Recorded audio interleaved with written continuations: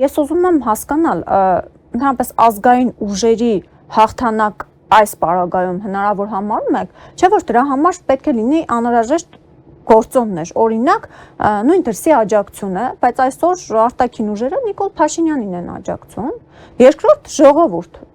ժողովուրդ, ով փողոցում գոնե ցույց կտա, որ եթե ոչ ընտրություններով, ապա փողոցում ցույց կտա, որ այսօր ուզում է ազգային, բայց չկա նման պահանջարկ այսօր։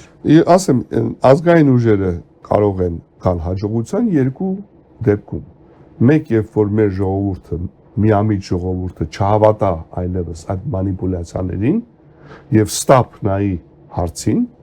այն այսպես ասում ենք արտնանա, լաուն արտնանա, այդ դեպքում կարող է լինի, երկրորդը եթե աշխարհաքաղաքական իրավիճակը փոփոխությունները, որ անխտիր լինելու են, այդ փոփոխությունները մեզնից կախված չէ, այդ փոփոխությունները ինչ ազդեցություն կունենան։ Օրինակի համար երկու բան, որ կարող ենք ասել, հիմա երրորդն էլ դուս եկավ էս քրդերի հարցը, մինչև քրդերի հարցը, ասում էինք Պարսկաստանի հարցը, Իրանի հարցը, լուծվի ինչ իմաստով, որ Իրանը դառնա պրո-արևմտյան։ Դա մեկ աշխարհաքաղաքական փոփոխություն է, տեկտոնիկ փոփոխություն է, որի հետևանքով ազգային ուժերի դիրքերը Հայաստանում լավանում են։ Երկրորդն էլ Ռուսաստանի վերջնական փլուզումը կամ տապալումը Ուկրաինայում, որը նորից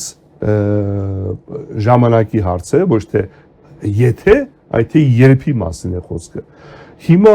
այս պահին, եթե Իրան եւ Ռուսաստան։ Իրան եւ Ռուսաստան երկու եւ ասի նաեւ հիմա քրդերի հարցն է ավելացել, դա էլ կարևոր գործոն է, որը կարող է ազդել մեր ներ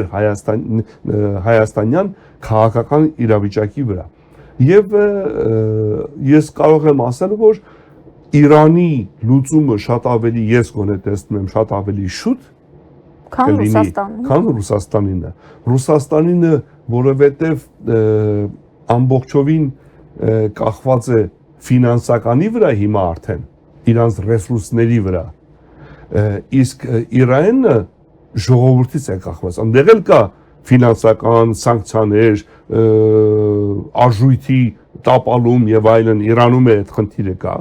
աղքատությունը կա եւ այլն, բայց այնտեղ ժողովուրդն է ոտքի է կանգնել, իսկ Ռուսաստանում այդ ժողովուրդը չկա։ Ռուսաստանում ժողովուրդը ոտքի կանգնած չէ։ Հիմա եթե այդ ձեր ասածը մինչև ընտրություններ չի լինում, պարոն Յանուկյան, ստացվում է, որ Իրանը կարծում եմ լինելու է։ Իրանը կլինի մինչև ընտրություններ։ Բայց Ռուսաստանը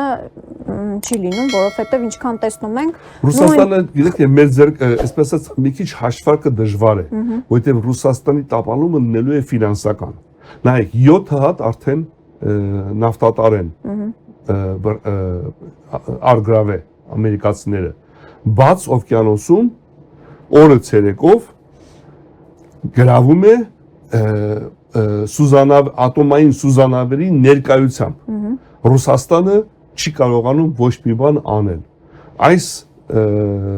մոխրագույն նավատորմը, որ ասում են, չէ,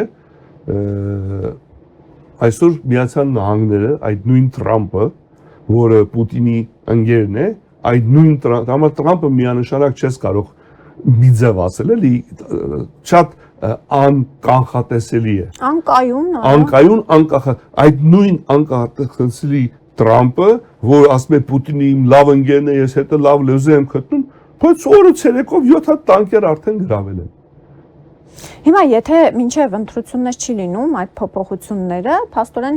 բացառված չէ, որ եթե այս մյուս ուժերն էլ առանձին կգնան, ազգային դաշտն էլ չի համախմբվի, որովհետև չգիտեմ, ազգային դաշտ ասվածն էլ ինչ կլոր սեղանի մասնակիցներին մենք նկատի ունենք, թե այլ ուժեր էլ կան, որոնց նախատեսում եք։ Երևի այլ ուժեր կան, ես ճիշտ այդքան չեմ իմանում, թե այդ մյուսերը ազգային ուժ կարող ենք ասել, բայց վստահ եմ կան ուրիշ ուժերը, որ ոչ միայն կլոր սեղանի շուրջ։ Հասկանանք իրենց շուրջ ինչքան ժողովուրդ կա, չկա, իսկ կլոր սեղանի մասնակիցների շուրջ մենք տեսնում ենք, որ Բևերից բացի էլ որ ուժերն են, որ ունեն այսօր։ Ոչ մի ուժ էլ չունի այդ ժողովրդավարության կամ ժողովրդի աջակցությունը բացահայտ ձևով ինչպես որ ունի բևերը։ Բևերը կարող է ասել, որ մինչև 7-8 հոգի կարող է փողոց հանել։ Բայց հիմա այդ մարդկանց հետ ինչ ապագա եք տեսնում, ուզում եմ հասկանամ, պարոն Յանուկյան։ Այդ կլոր սեղանի, որ չունեն ընդհանուր աջակցություն։ Կլոր սեղանի հարցը նա որ այնտեղ հավաքված մարդիկ գիտակցում են, այս մի բանը 100%-ով։ Իրենք գիտակցում են օրասական պահը։ Իրենք զգում են վտանգը եւ հասկանում են, որ մենք անդունդում ենք արդեն եւ մեզ մնում է որ անդունդից վերև հանել։ Ոչ թե չընկնենք անդունդը, ընկել ենք արդեն։ Մեզ մնում է որ այդ անդունդից դուրս գանք։ Եվ իրենք սա գիտակցում են։ Ես կարծում եմ, որ այդ գիտակցությունը, որ իրենք ունեն, կհաղթահարի մնացած բոլոր